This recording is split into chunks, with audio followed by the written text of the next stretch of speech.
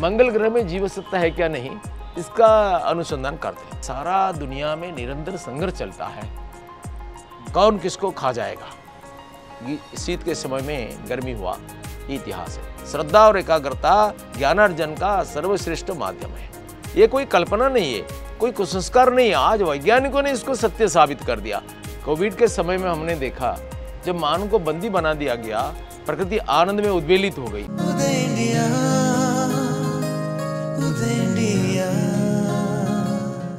नमस्कार, उदय India digital में स्वागत है आपका। मैं अंशुमान आनंद। आधुनिकीकरण की आंधी पूरी दुनिया को तहस नहस कर रही है और शहर गांवों तक घुसते चले जा रहे हैं। लेकिन क्या आपने देखा है ये गांव शहर तक चला आया हो? जी हाँ, हम बैठे हैं राष्ट्रीय राजधानी दिल्ली में और यहाँ पूरा माहौल है गांव जैसा, जिसका श्रेय जाता है मेंबर ऑफ पार्लियामेंट श्री सारंगी जी का। आपका बहुत बहुत स्वागत है। नमस्कार। हमारे साथ मौजूद है प्रताप सारंगी जी, जो कि उड़ीसा से लोकसभा सांसद हैं और उन्होंने अपने इस दिल्ली शहर में, आधुनिक शहर में गांव को ले आए हैं और हम उनसे जानेंगे कि कैसे जो हमारी जो ट्रेडिशनल परंपरागत जीवन शैली है वो बेहतर है और कैसे वो स्वास्थ्य को प्रभावित करती है हमारे। जी देखिए, गांव में हम एक प्राकृतिक वातावरण में रहते थे।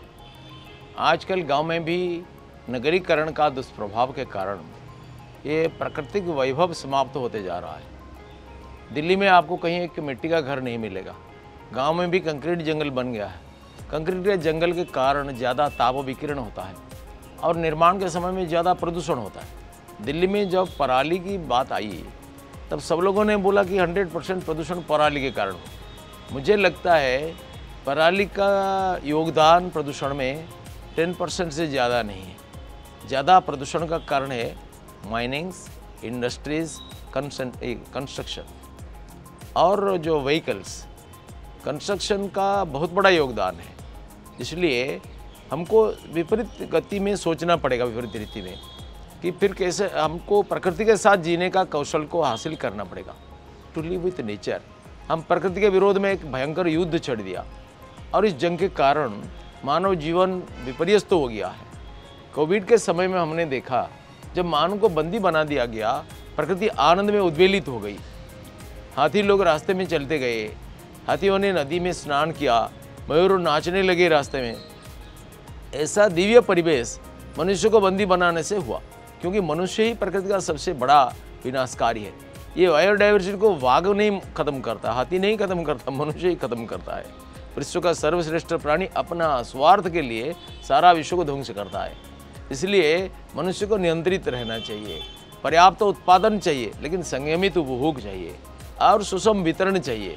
अपना वासना के ऊपर नियंत्रण करना चाहिए। और प्रकृति को माँ के समान हम मानते हैं। ये माँ के प्रति तो ऐसा दुर्व्यवहार नहीं किया जा सकता है। आज हम कर्तापूर्वक, निष्ठुरतापूर्वक, बेदर्दी से लाखों करोड़ पेड़ को काट लेते हैं, छोटा छोटा बहाने से। इससे हमारा जीवन खत्म होता जा रहा है। प्रकृति के साथ हमारा संबंध अविच्छेद्य है। बाहर से तो संघर्ष मालूम होता है, लेकिन अंतर से समन्वय है।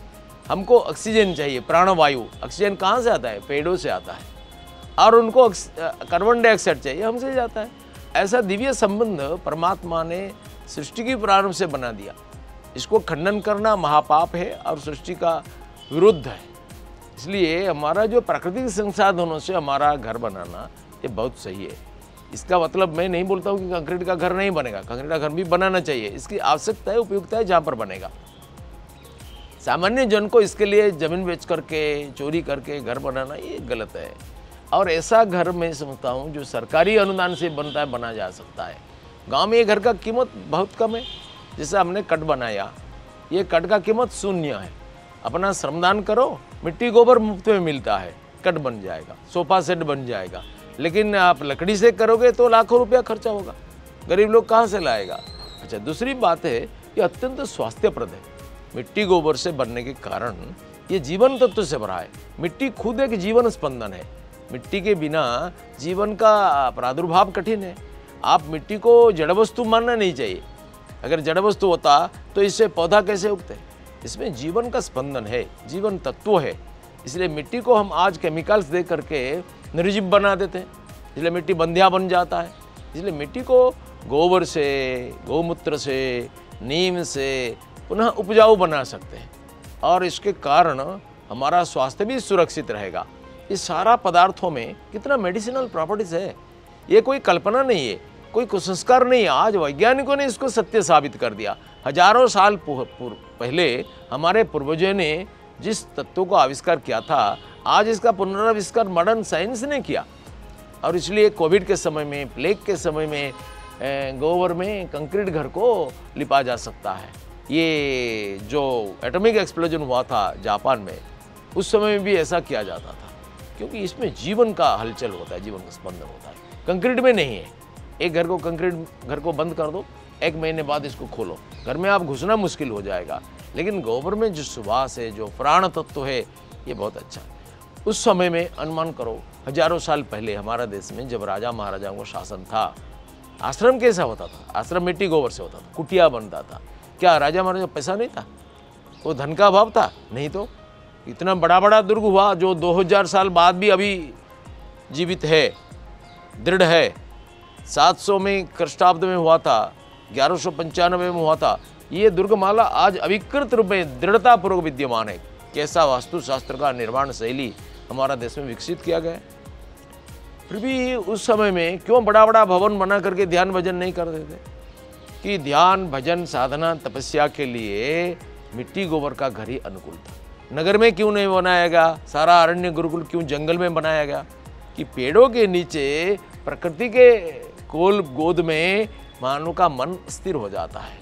सारा साधना, अध्ययन और अनुसंधान के लिए बहुत उपयोगी होता है। कंसंट्रेशन डेवलप होता है, श्रद्धा विकसित होता है, इसलिए ऐसा बनाया गया है। देखो, ऐसा 2 एक्सपेरिमेंट हिंदुस्तान में हुआ है।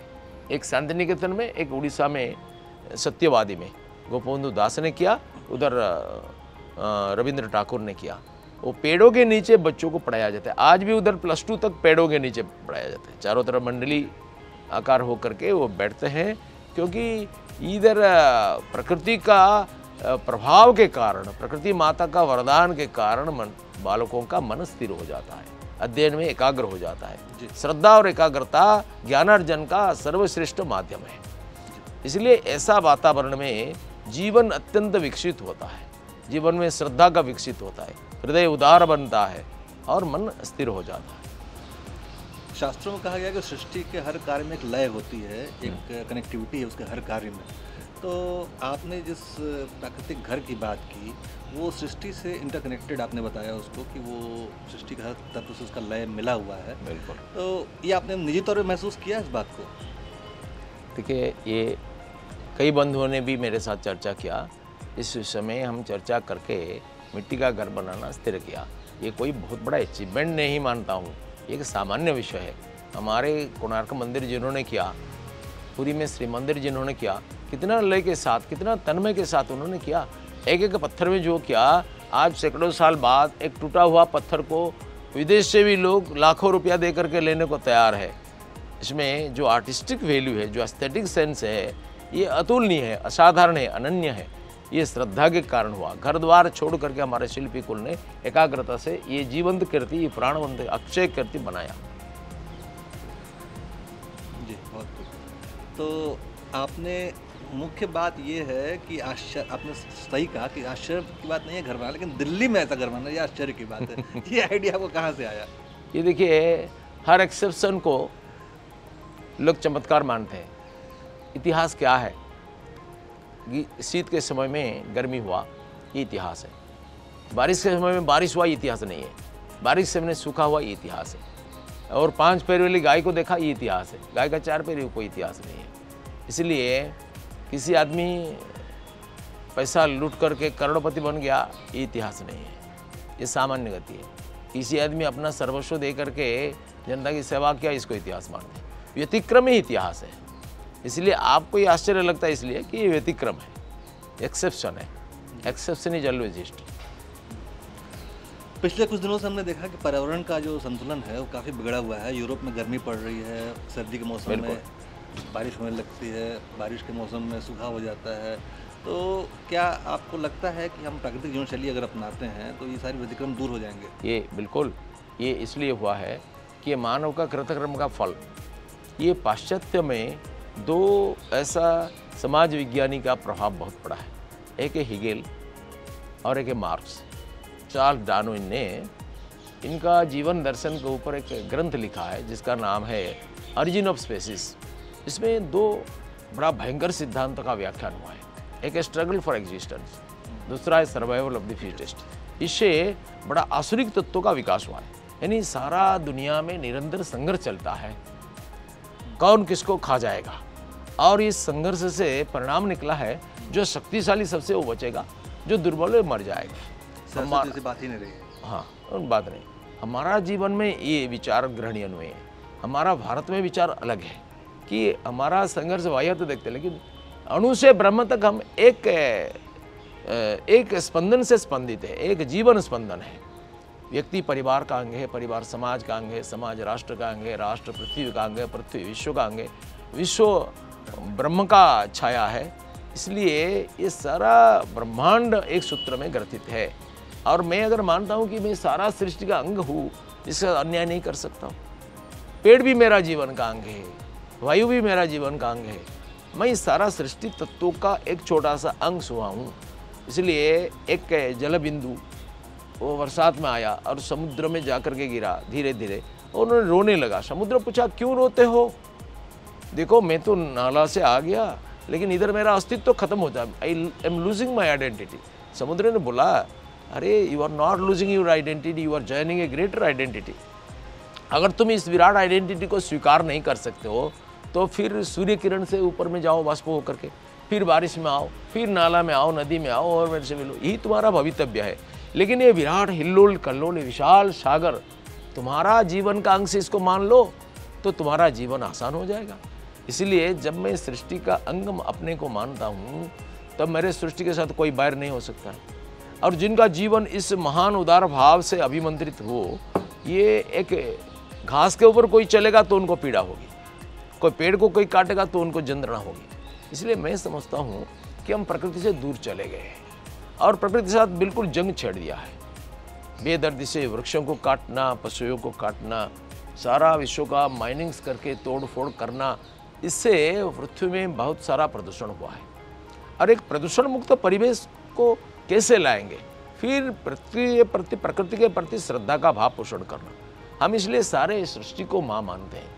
गंगा हमारा माँ है, वृक्ष हमारा देवता है, गाय हमारी माँ है।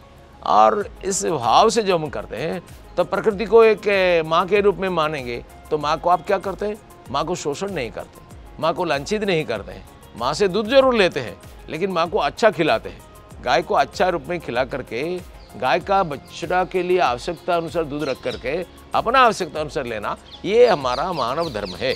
इसलिए प्रकृति को अच्छा पोषण देना और आवश्यकता अनुसार प्रकृति को दोहन करना। जो विकास का आधुनिक मॉडल हमने स्वीकार कर रखा है, आपने जो बातें कही वो उस विकास के आधुनिक मॉडल के विपरीत जाती हैं। तो इन दोनों में सामंजस्य कैसे हो? देखिए, पहली बात है, हम जिसको विकास कहते हैं अभी वो विनाशकारी सिद्ध हुआ है। हम बोलते हैं कि हम लाखों टन हम ये उत्पन्न किया, लाख उत्पन्न किया, लेकिन क्या है, लाखों पेड़ों को कत्ल कर दिया। हम कोई लक्ष्य तैयार नहीं किया। हम 5 लाख टन मांस का उत्पन्न किया, यानी 10 लाख गाय बकरी को कत्ल किया, ये कोई उत्पन्न नहीं हुआ। प्रोडक्शन इसको नहीं मानते हैं। प्रोडक्शन किसको मानते हैं? आप किसी को मिलावट करके एक नया चीज़ प्रोडक्ट करते हैं, इसलिए ये प्रोडक्शन नहीं है, ये घातक है। और इससे कारण बहुत बड़ा प्रदूषण होता है, सारा पृथ्वी का जीवन दुर्विषह हो जाता है। आज माननीय मोदी जी ने सिंगल यूज प्लास्टिक को वर्जन करने के लिए कितनी बार निवेदन किया, कितनी व्यवस्था किया गया, लेकिन आज ये नहीं हो पाया। हमारा अभ्यास का परिवर्तन हम नहीं करेंगे तो नहीं, इसमें रिडक्शन हुआ है। ये सिंगल यूज प्लास्टिक का जैसा व्यवहार वृद्धि होता है, इससे हमारा नमक में, पानी में माइक्रो पार्टिकल्स सब प्लास्टिक से आता है, जिससे हमारा लीवर, किडनी सारा खराब होता है। इसलिए सारा दुनिया को सचेतन करना पड़ेगा। आज कुछ वैज्ञानिकों ने मंगल ग्रह में जीव सत्ता है क्या नहीं, इसका अनुसंधान करते हैं। ये बहुत अच्छा है, मनुष्य का ज्ञान वर्धन के लिए बहुत अच्छा है।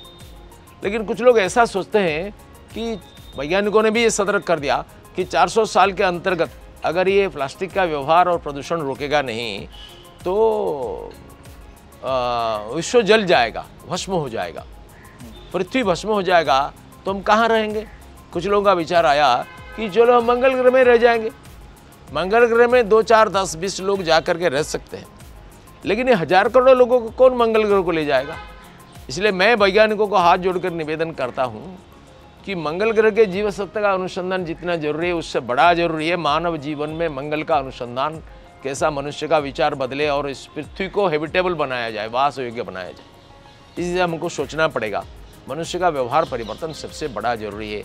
प्रकृति के प्रति जो श्रद्धा हमारे पूर्वजों ने विकसित किया और सारा दुनिया को सिखाया, इस श्रद्धा को हमारा जीवन का अंग बनाना चाहिए और अपना निहित स्वार्थ के लिए प्रकृति का हनन करना बंद करना चाहिए। बहुत खूब। तो सांसद महोदय ने बताया इंडे पिंडे ब्रह्मांडे, यानी मनुष्य सुधरेगा, संसार सुधरेगा और अपने हर मनुष्य अपने आप में एक यूनिट है, अपने आप में एक सृष्टि है। हम ही इस दुनिया को बचा सकते हैं, हम इस दुनिया को सुधार सकते हैं, बाहर से कोई बिताने नहीं आएगा। बहुत बहुत धन्यवाद आपका। नमस्कार।